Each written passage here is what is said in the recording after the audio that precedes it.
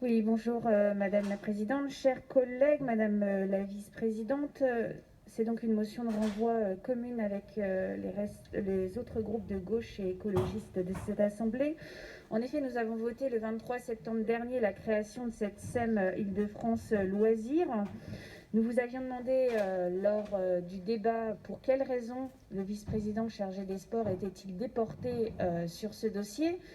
Nous avons eu des explications pour le moins vaporeuses, d'autres explications différentes en commission des finances cette semaine. Donc nous ne comprenons toujours pas pourquoi y a-t-il un tel déport.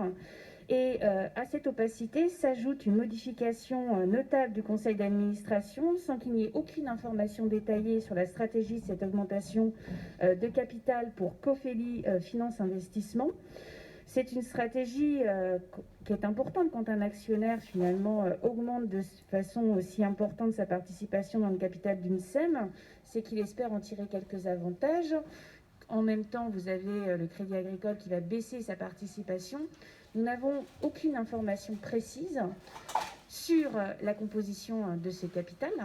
Et nous n'avons non plus aucune information précise sur finalement l'objectif final de la création de cette SEM Île-de-France Loisirs. Est-ce que ce changement de stratégie comme outil d'intervention via une SEM va se diffuser sur l'ensemble des îles de loisirs ou non? Tout ça n'est pas clair. Beaucoup d'opacité. Les SEM sont un outil où il y a eu une mise en garde de la Cour des comptes qui révèle que le manque de transparence à l'égard des assemblées délibérantes des collectivités actionnaires est patent. Avant même finalement que cette SEM remplisse une mission, le manque de transparence est réellement patent. C'est pour ça que nous voulons une motion de renvoi, nous posons une motion de renvoi pour avoir des explications réelles et des informations conséquentes sur la création de cette SEM Île-de-France Loisirs.